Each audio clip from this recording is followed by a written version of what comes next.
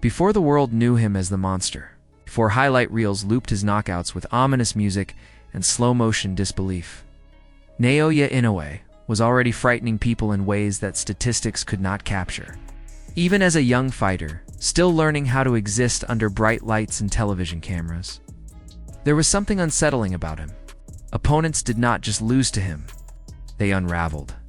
Their plans evaporated the moment they realized that the speed they were seeing was real, that the power behind those compact punches was not exaggerated, and that the calm expression across the ring was not an act.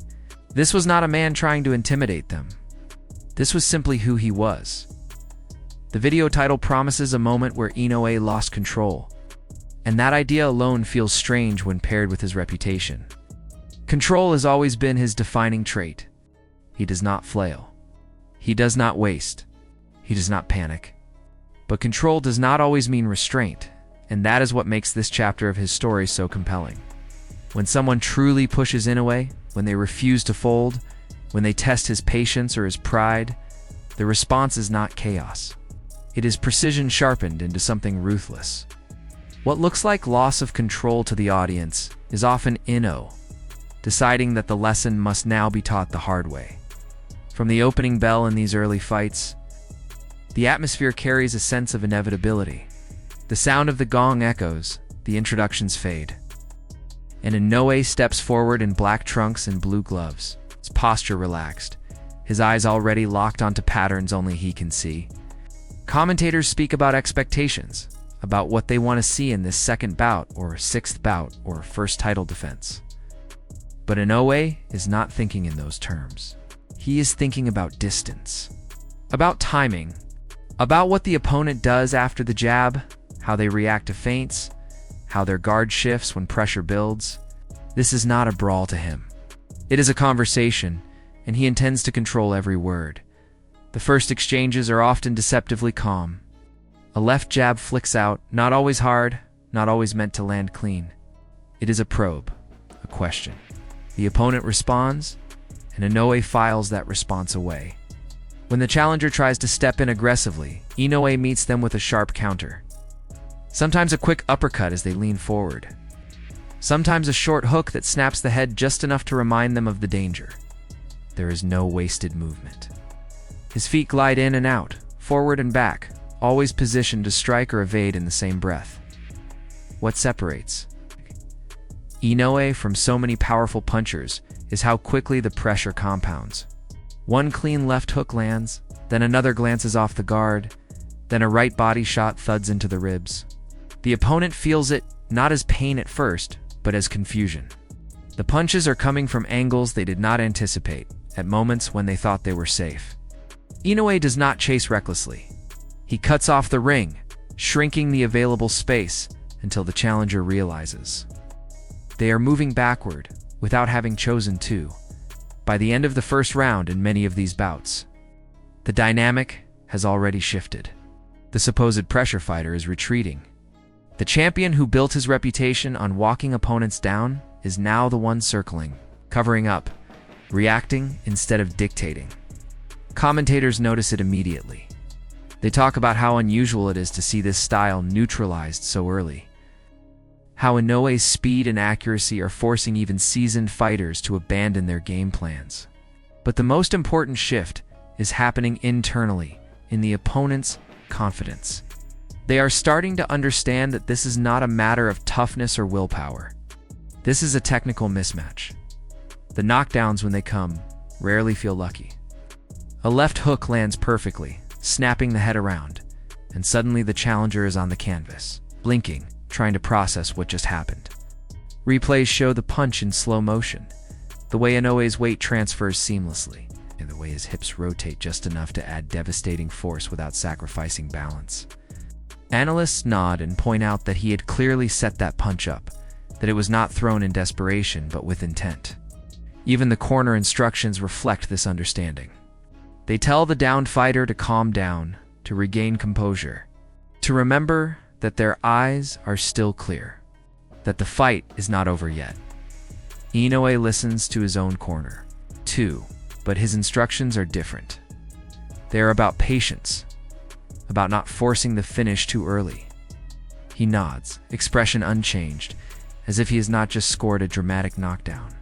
When the round resumes, he does not rush in wildly. He tests again with the jab, slips a return punch, and digs another shot to the body. The challenger's guard starts to drop. Just a little.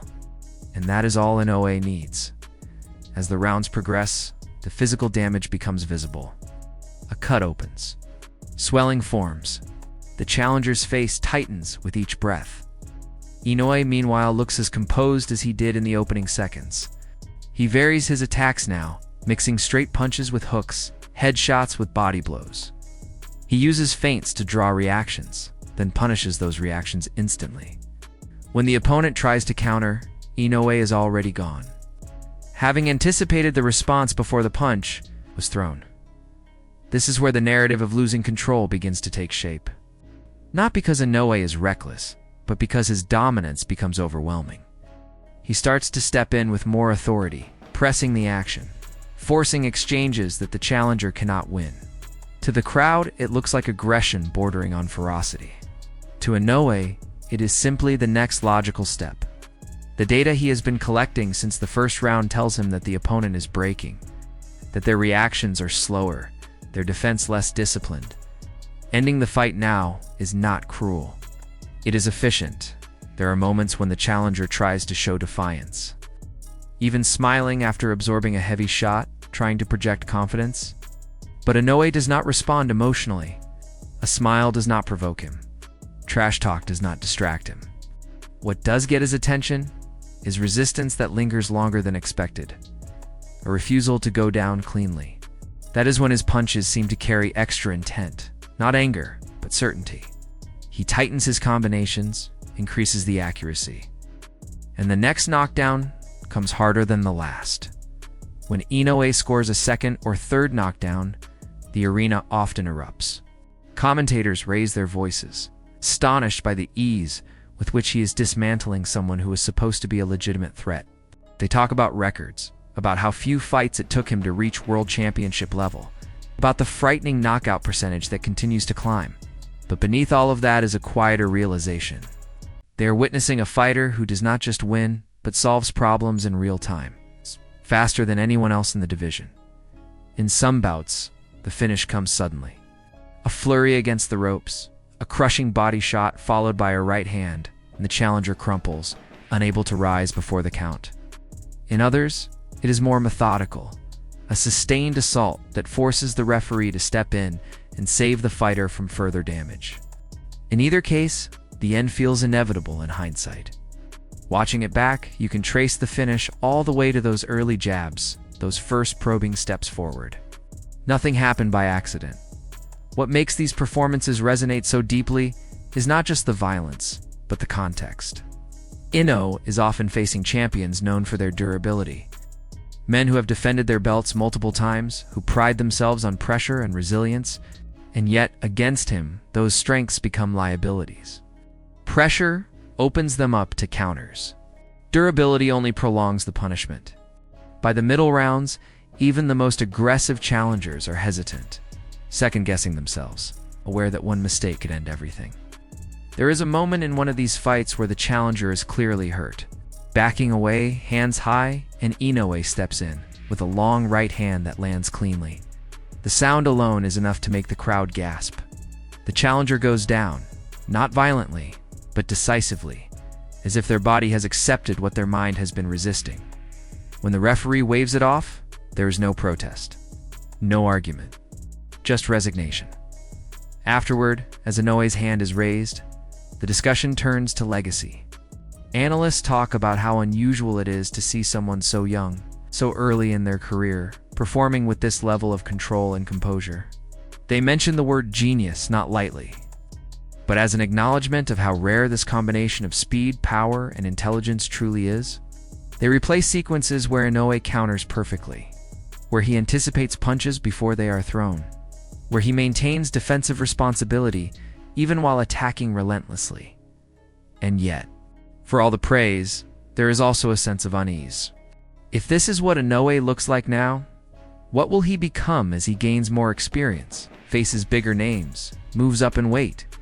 The footage suggests that his ceiling is terrifyingly high. He is not relying on athleticism alone.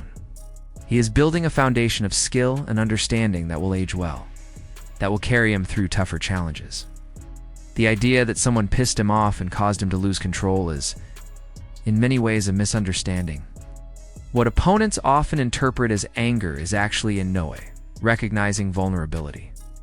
When a challenger lands a clean shot or shows unexpected courage, Inoue does not respond with recklessness. He responds with focus. His expression might harden. His movements might become more assertive.